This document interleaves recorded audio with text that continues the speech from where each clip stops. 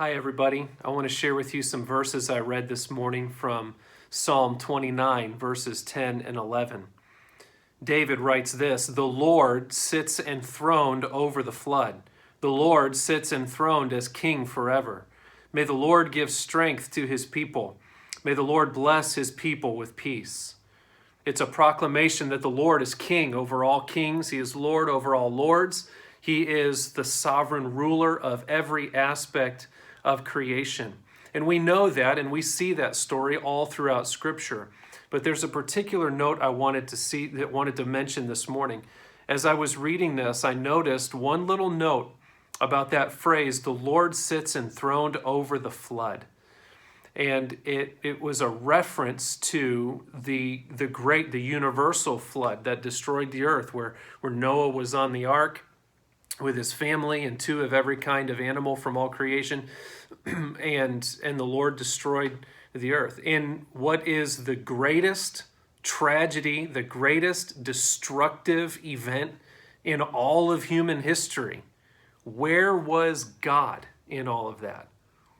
Well, this text tells us, and the history of it and the story of that back in the book of Genesis tells us God was on his throne.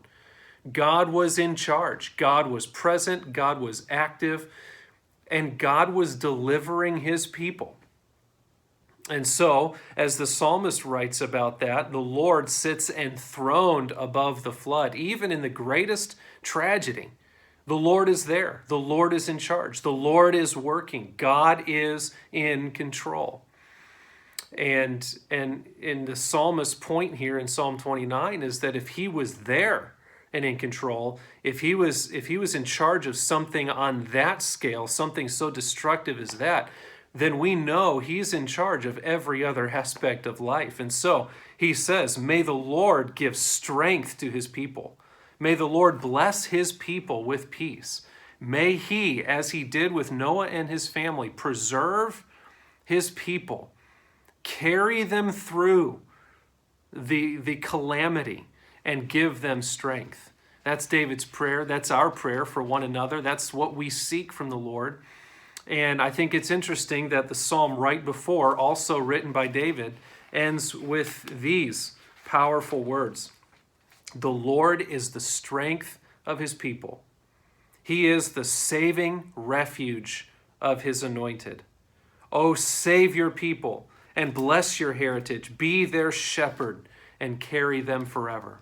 Certainly in our discussions on Wednesday nights, we've talked about what it means for the Lord to be our shepherd. This coming Sunday, we're going to look at Psalm 16, and we're going to talk about what it means for God to be our refuge and our life. We're going to talk further about what it means to live a life that is blessed of God, a life that is centered on God, a life that runs to the Lord for refuge.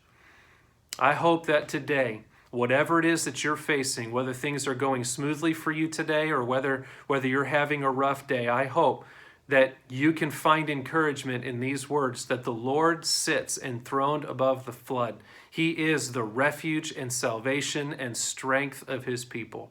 And whatever it is you're facing today, you can find security and stability and even joy as you trust in the sovereign care of God in your life.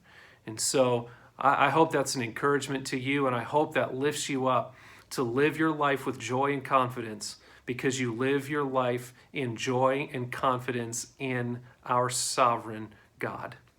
I'm looking forward to our time together this coming Sunday. A reminder, 10 o'clock Sunday morning on YouTube. We'll be having a live stream Bible study there. We'll look forward to having you there, and trust that you are doing well and rejoicing in the Lord today. We'll look forward to seeing you again soon.